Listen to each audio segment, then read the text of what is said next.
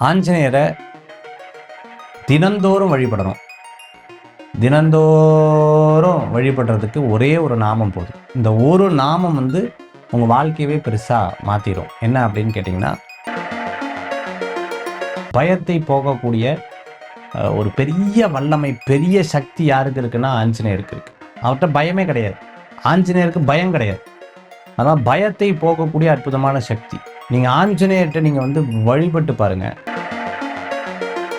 தொழில் நல்லா இருக்கணும்னா நல்ல ஒரிஜினல் சந்தனத்தை வாங்கி நிறைய கரைச்ச ஆஞ்சநேயர் மார்பில் வச்சு அப்படி அந்த குளிர்ச்சி பண்ணாங்களே அவங்க தொழிலெலாம்.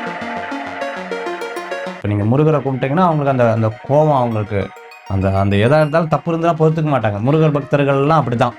அதேமாதிரி ஆஞ்சநேயர் பக்தர்கள் பார்த்தீங்க அப்படின்னு சொன்னால் அவங்களுக்கு எப்போவுமே அந்த ஸ்டபன் இருக்கும். ஒரு ஒரு ஒரு விஷயத்தில் எடுத்தாங்கன்னா அது அந்த கண்டிப்பு இருக்கும்.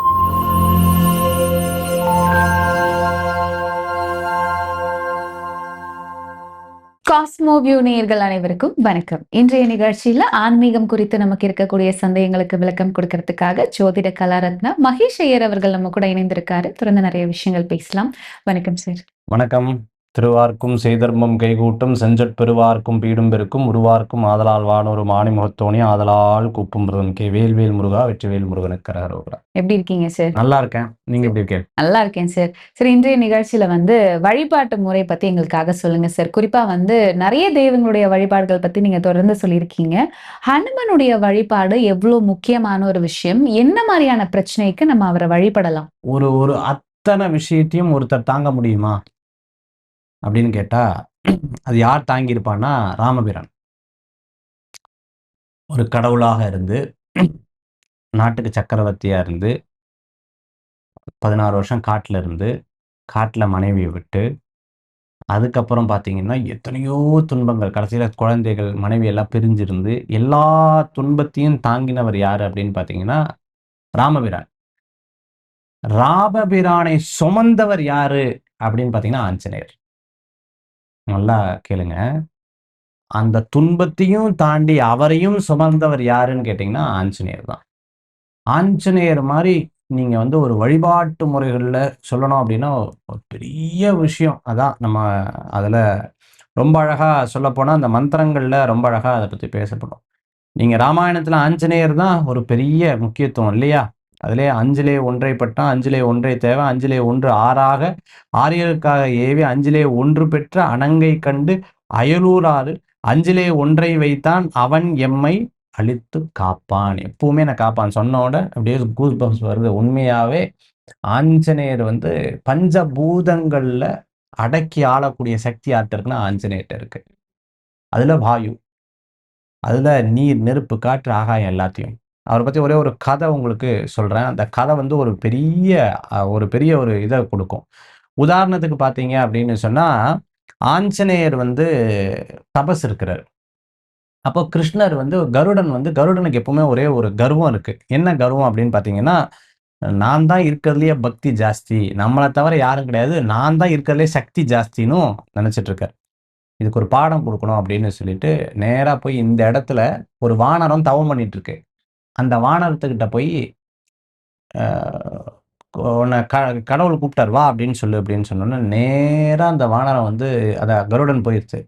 ஆஞ்சநேயர் உட்கார்ந்து தபஸ் பண்ணிட்டு இருக்காரு. இப்படி உட்கார்ந்துட்டு இருக்காரு. நேரா போய் என்ன பண்ணிருக்கு, இப்படி தட்டியிருக்கு. எந்திரிக்கவே கிடையாது. திருப்பி தட்டியிருக்கு. திருப்பியும் எந்திரிக்கவே கிடையாது. எந்திரிச்ச உடனே இப்படி திருப்பியும் தொல்ல பண்ணியிருக்கு. அப்படி கண்ண முழிச்சார். கண்ண முழிச்ச உடனே கருடன் சொல்லியிருக்கு, "வா என் கூட" அப்படின்னு இருக்காரு. ஏன் அப்படின்னா, இறைவன் கூப்பிடுறாரு, கடவுள் கூப்பிடுறாரு வா அப்படின்னோடனே, திருப்பி சிரிச்சுக்கிட்டு கண்ண மூடிட்டாராம்.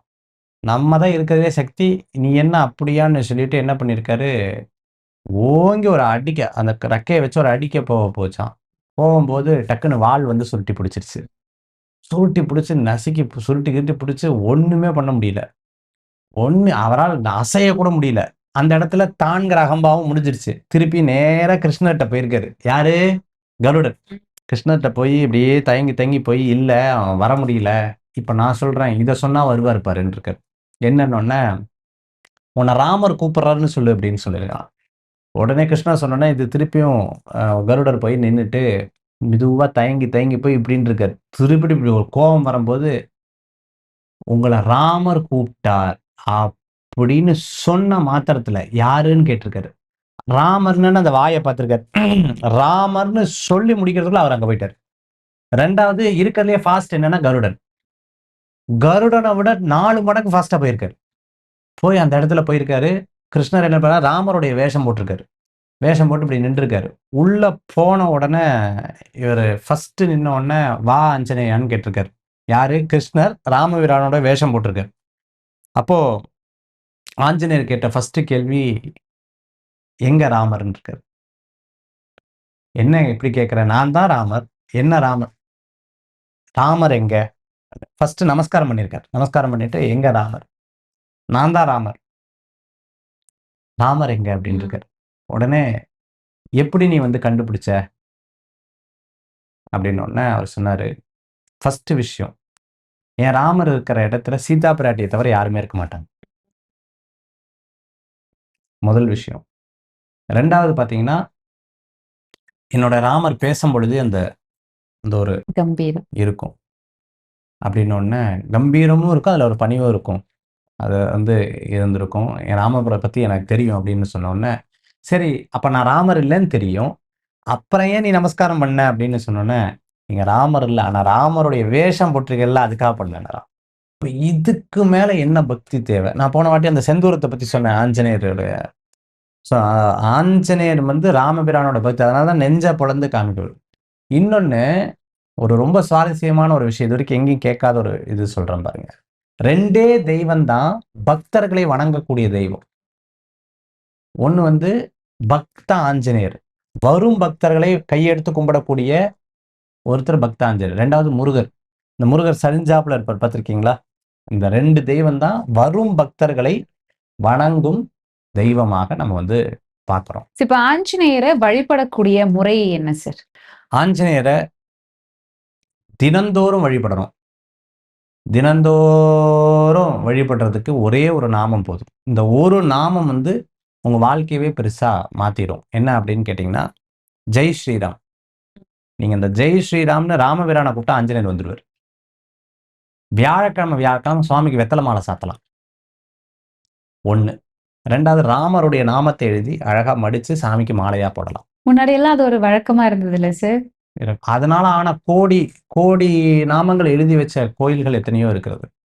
நான் வந்து ஆஞ்சநேயர் பிறந்த இடத்துக்கு போயிருந்தேன். திரையம்பகேஸ்வருக்கு முன்னாடி இருந்துருக்கும். அஞ்சனை மைந்தன் ஆஞ்சநேயர் இல்லையா? அஞ்சனா தேவி மலை ஏறி இது பண்ண அந்த இடத்துக்கு நான் போயிருந்தேன். ஆஞ்சநேயரோட இது வந்து பிரமாதமா. ஓகே. என்ன என்ன தேவைக்காக நம்ம ஆஞ்சநேயரை வழிபடலாம் சார்? எதை நடத்தி கொடுப்பாரு? நான் ஒரு விஷயம் சொல்லட்டுங்களா? நம்ம தேவைக்காக சாமி கும்பிடுற பழக்கத்தை கொண்டு வந்துட்டோம். பட் நான் உண்மையா அது அது கிடையாது. நான் அப்படி சொல்றது கிடையாது. நிகழ்ச்சிக்காக ஏன் சொல்றேன்னா, நீங்க வழிபடணும்னு அத சொல்றேன். அத புரிஞ்சுக்கணும்னு சொல்றேனே தவிர, நீங்க இத கும்பிட்டா சாமி இத குடுப்பாருன்னு நான் சத்தியமா சொல்ல மாட்டேன். எல்லாத்தையும் குடுப்பாரு. எல்லாத்தையும் ஏ டூ இசட் எல்லாத்தையும் குடுப்பாரு. ஆஞ்சநேயர். இப்போ நெறைய பேருக்கு வந்து இந்த மரண பயம் இருந்துட்டே இருக்கும் சார். ஐய்யயோ! நம்ம வண்டியில போறோம். நமக்கு ஏதாவது ஆயிடுமா? இல்ல இந்த மாதிரி நெகட்டிவாவே அவங்கள பத்தி அவங்க நெனச்சிட்டு இருப்பாங்க. இந்த பிரச்சனைக்கு நம்ம ஆஞ்சநேயரை நீங்க வழிபடலாம். நெறைய வண்டியில பார்த்திருக்கீங்களா? ஆஞ்சநேயர் இப்படி ஆமா. முன்னாடி ஹேங் பண்ணியிருப்பாங்க. நைட் இடி இடிச்சுன்னா 2 வார்த்தை சொல்லுவாங்க. அர்ஜுனா, ஆஞ்சநேயான்னு சொல்லுவாங்க. உண்மையாவே பயத்த போகக்கூடியவர். பயத்தை போகக்கூடிய ஒரு பெரிய வல்லமை, பெரிய சக்தி யாருக்கு இருக்குன்னா, ஆஞ்சநேயருக்கு இருக்கு. அவர்ட்ட பயமே கிடையாது. ஆஞ்சநேயருக்கு பயம் கிடையாது. ஆனா பயத்தை போக்கக்கூடிய அற்புதமான சக்தி. நீங்க ஆஞ்சநேயர்ட்ட நீங்க வந்து வழிபட்டு பாருங்க. நான் எப்பவுமே சொல்லுவேன், முருகனை வழிபட்டீங்கன்னா, ஏதோ ஒரு இடத்துல முருகர் துணைன்னு வரும். அல்லது வேல் பார்ப்பீங்க. ஏதோ ஒரு அதே மாரி நீங்க ஆஞ்சநேயர் வழிபட்டு பாருங்க. உண்மையா எல்லா இடத்துலயும் ஆஞ்சநேயர் உங்களுக்கு ஏதோ ஒரு இடத்துல துணை புரிவார். அது தமாஷ் கிடையாது. அது உண்மை. அவ்ளோ இடத்துல வந்து அவர் வந்து துணை புரிவத நம்மளால பார்க்க முடியுது. ஓகே. சனிக்கிழமை ஆஞ்சநேயர் வழிபாடு. சனிக்கிழமை, வியாழக்கிழமை ஆஞ்சநேயர் மூல நட்சத்திரத்தன்னைக்கு ஆஞ்சநேயர் வழிபாடு ரொம்பவுமே விசேஷம். துளசி மாலை ஆஞ்சநேயருக்கு ரொம்ப விசேஷம்.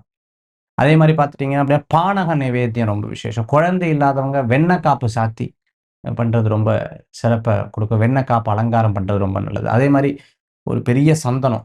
நல்ல தொழில் நல்லா இருக்கணும்னா, நல்ல ஒரிஜினல் சந்தனத்த வாங்கி நெறைய கரைச்சு ஆஞ்சநேயர் மார்புல வச்சு அப்படி அந்த குளிர்ச்சி பண்ணீங்களே உங்க தொழில்லாம் ஓஹோன்னு பயங்கரமா வளரும். அதே மாரி அந்த முகத்துக்கு சந்தன காப்பு. அது ரொம்ப விசேஷம். ஆஞ்சநேயர் பாருங்க எத்தன ஆஞ்சநேயர் சென்னையில பார்த்தீங்கன்னா, நம்ம அசோக் நகர்ல ஆஞ்சநேயர் கோயில் இருக்கும். அதே மாரி பார்த்தீங்கன்னு சொன்னா, நங்கநல்லூர் ஆஞ்சநேயர் கோயில் நீங்க பார்த்திருப்பீங்க. ரொம்ப பிரசித்தியானது. அப்புறம் அங்க பார்த்தீங்கன்னா, நாமக்கல் ஆஞ்சநேயர் கோயிலு.